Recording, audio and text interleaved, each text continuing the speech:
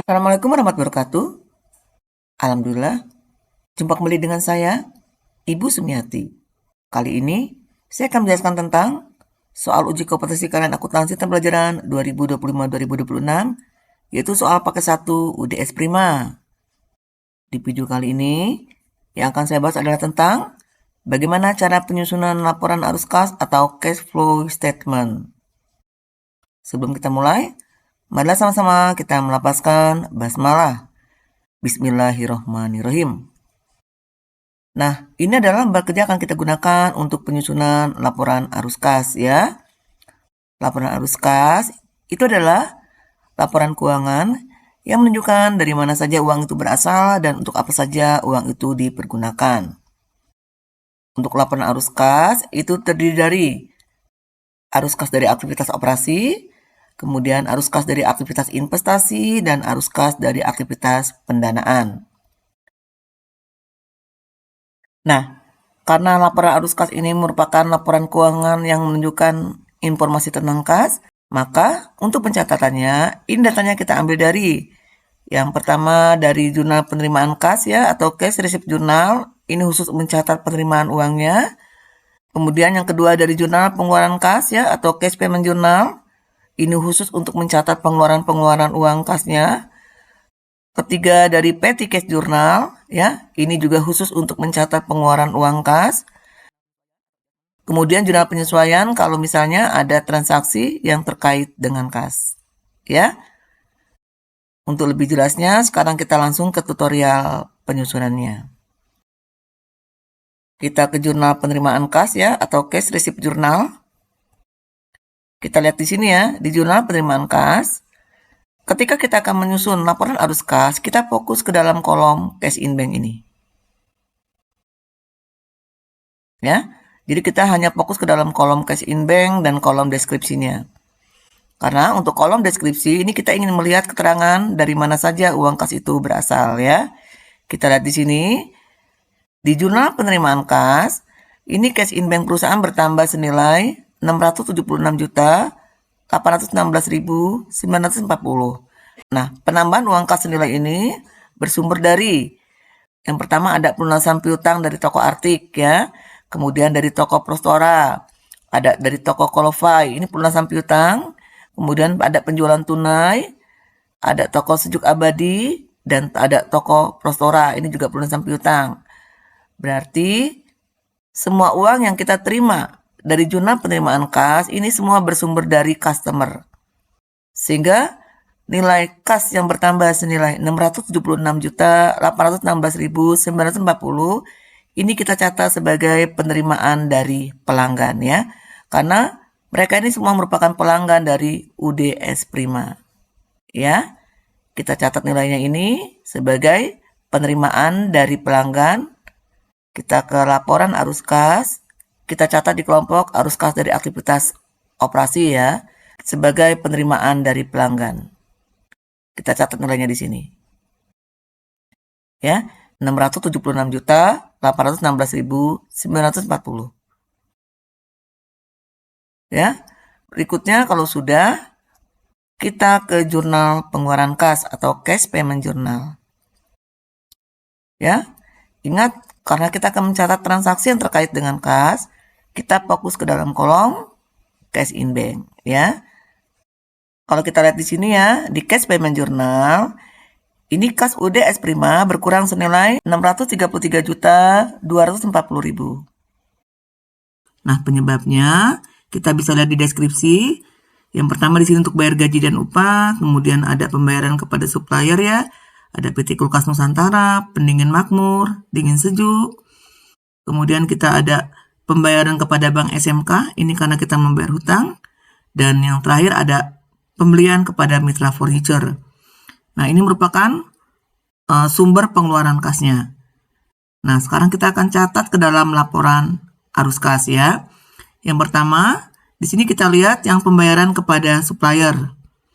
Kita bayar kepada PT Kulkas Nusantara, nilainya senilai 233.100.000.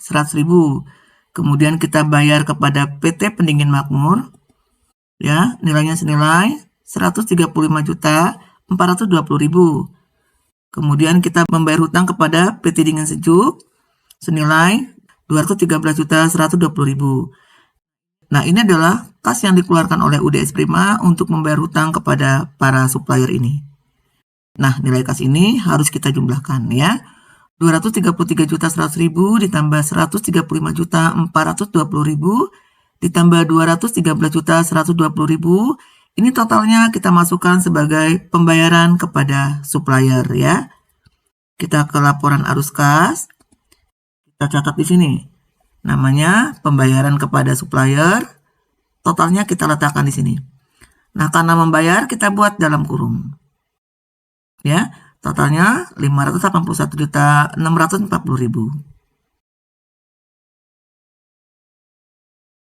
Berikutnya kita ke jurnal pengeluaran kas lagi. Di sini ada kas yang berkurang lagi 16 juta ya, karena pembayaran gaji dan upah. Senilai 16 juta. Maka kita catat di laporan arus kas sebagai pembayaran gaji dan upah. Nilainya kita buat dalam kurung karena di sini kita membayar 16 juta. Berikutnya kita ke cash payment journal lagi. Di sini ada pembayaran 33 juta. Nah, pembayaran 33 juta ini dirinci ya. Ada pembayaran kepada Bank Loan di sini senilai 30 juta. Dan ada pembayaran interest expense senilai 3 juta. Nah, maka pencatatan dalam laporan arus kas ini juga harus kita rinci. Untuk pembayaran kepada Bank Loan ya senilai 30 juta ini kita masukkan ke dalam kelompok aktivitas pendanaan ya. Karena di sini UDS Prima menerima pendanaan dari Bank Loan. Jadi kita catat di arus kas dari aktivitas pendanaan senilai 30 juta. Sementara yang interest expense senilai 3 juta ini kita masukkan ke dalam arus kas dari aktivitas operasi. Karena penerimaan bunga ini terkait dengan operasional perusahaan.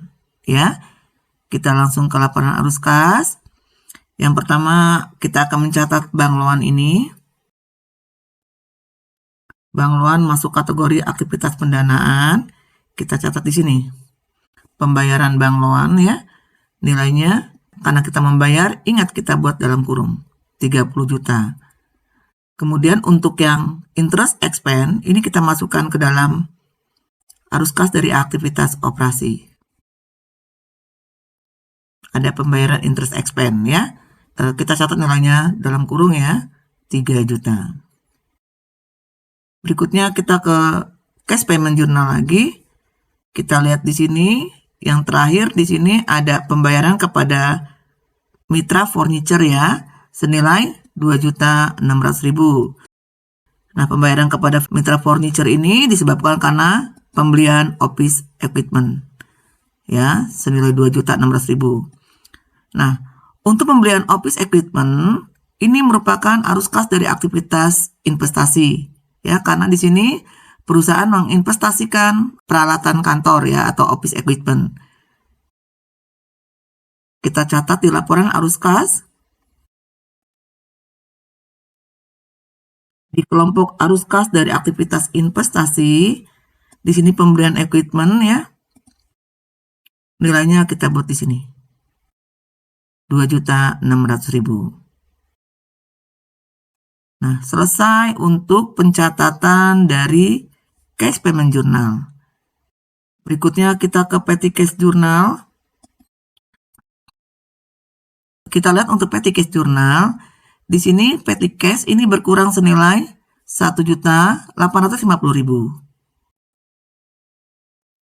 Nah, penyebab berkurangnya ini yang pertama berkurang senilai 1 juta karena kita membayar kepada PLN dan Pamjaya. Maka kita catat ke dalam laporan arus kas sebagai pengeluaran pembayaran kepada PLN dan Pamjaya ya. Kita ke arus kas dari aktivitas operasi, kita catat di sini. Pembayaran PLN dan PAM, nilainya kita buat dalam kurung 1 juta. Berikutnya kita ke PT Cash Jurnal lagi. Di sini mengeluarkan kas senilai 450.000 karena kita bayar kepada SPBU ya. Bayar kepada SPBU ini pasti karena kita membeli bensin ya. Kita ke laporan arus kas, kita buat di aktivitas operasi, kita catat sebagai pembelian bensin di SPBU. Atau boleh juga kamu buatnya pembayaran di SPBU. Senilai 450.000. Berikutnya di PT Cash Jurnal ada pengeluaran kas senilai 400.000. Nah, penyebabnya karena kita bayar ke Hypernet, ini karena kita membayar internet ya. Maka kita catat ke dalam laporan arus kas ya, ke dalam kelompok aktivitas operasi ini sebagai pembayaran internet senilai 400.000 ya. Selesai untuk pencatatan data dari PT Cash Jurnal. Terakhir kita lihat di jurnal penyesuaian untuk melihat apakah ada transaksi yang terkait dengan kas ya. Kalau kita lihat di sini di jurnal penyesuaian atau adjustment entries, di sini ada transaksi yang terkait dengan kas. Cirinya di sini ada akun cash in bank. Berarti ada transaksi yang terkait dengan kas. Ya. Transaksinya itu terkait dengan yang pertama kita di sini ada bayar bank service charge ya, sehingga nilainya ada di debit senilai 320.000, dan yang kedua kita menerima uang karena interest revenue senilai 1.200.000. Maka data ini kita catat ke dalam laporan arus kas ya. Yang pertama pembayaran bank service charge, kemudian yang kedua penerimaan interest revenue. Nah, nilainya untuk bank service charge adalah 320.000 dan untuk interest revenue 1.200.000 ya. Kita catat di laporan arus kas. Kita buat di sini. Yang pertama ada bank service charge ya. Nilainya 320.000. Kita buat dalam kurung karena kalau bank service charge ini merupakan beban. Jadi kas kita di bank berkurang. Kemudian interest revenue. Nah, untuk interest revenue di sini kas kita di bank bertambah sehingga tidak kita buat dalam kurung. Ya. Nah, selesai untuk pengambilan data dari jurnal penyesuaian atau adjustment entries. Berikutnya, setelah kita selesai memindahkan data dari jurnal, ya, kita akan menyelesaikan penyusunan laporan arus kas ini. Yang pertama kita akan menghitung total arus kas dari aktivitas operasi. Nah, untuk total arus kas dari aktivitas operasi ini kita jumlahkan. Ya. Jadi kita jumlahkan penerimaan dari pelanggan dikurangi dengan pembayaran kepada supplier karena ini dibuat dalam kurung ya. Kemudian kita kurangi dengan pembayaran gaji dan upah, dikurangi pembayaran interest expense, dikurangi pembayaran PLN, dikurangi pembelian bensin, dikurangi pembayaran internet, dikurangi bank service charge, dan ditambah dengan interest revenue. Totalnya 75.206.940. Kemudian kita juga akan menghitung total arus kas dari aktivitas investasi. Untuk total arus kas dari aktivitas investasi, ini hanya ada satu ya, jadi kita pindahkan saja. Berikutnya di sini total arus kas dari aktivitas pendanaan. Ya, sama hanya ada satu, kita pindahkan saja. Nah, kalau sudah, kita akan menghitung besarnya kenaikan bersih kas dan setara kas. Caranya 75.206.940 dikurangi 2.600.000 dikurangi 30 juta. Totalnya 42.606.940. Kemudian kalau sudah, kita akan menghitung besarnya kas dan setara kas awal periode. Nah, kas dan setara kas awal periode ini merupakan penjumlahan dari akun cash in bank dan petty cash per 30 November. atau per 1 Desember.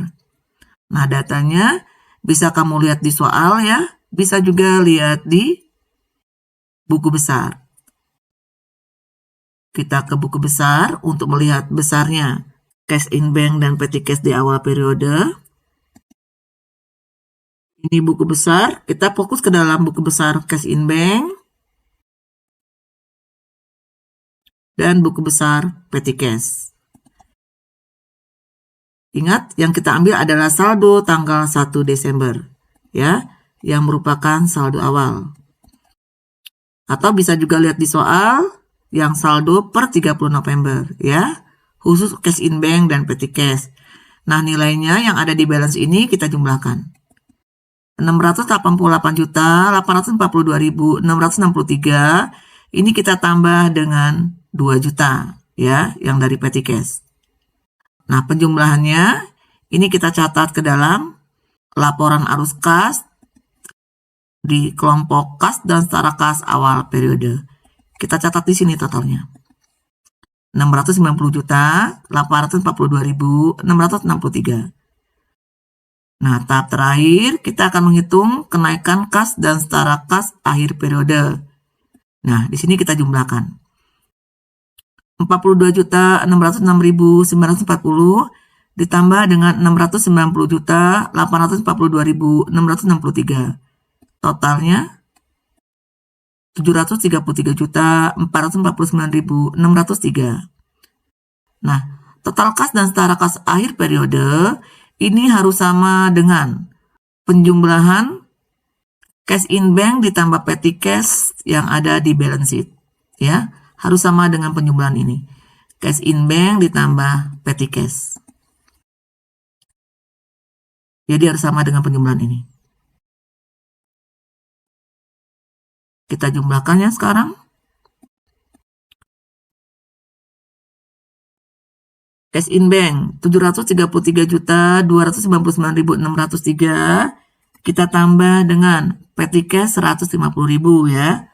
Totalnya 733.449.603. Nilainya sama. Nah, karena sudah sama, berarti pekerjaan kita sudah benar. Bisa dipahami ya? Nah, selesai sudah untuk penyusunan laporan arus kas. Tahap berikutnya, kita akan membuat jurnal penutup atau closing entries. Nah, untuk pembuatan jurnal penutup atau closing entries akan saya jelaskan di video pembelajaran saya berikutnya. Demikianlah video pembelajaran dari saya. Semoga video pembelajaran kali ini bermanfaat. Sampai bertemu di video pembelajaran berikutnya. Jangan lupa subscribe, like, comment, and share. Saya akhiri. Wassalamualaikum warahmatullahi wabarakatuh.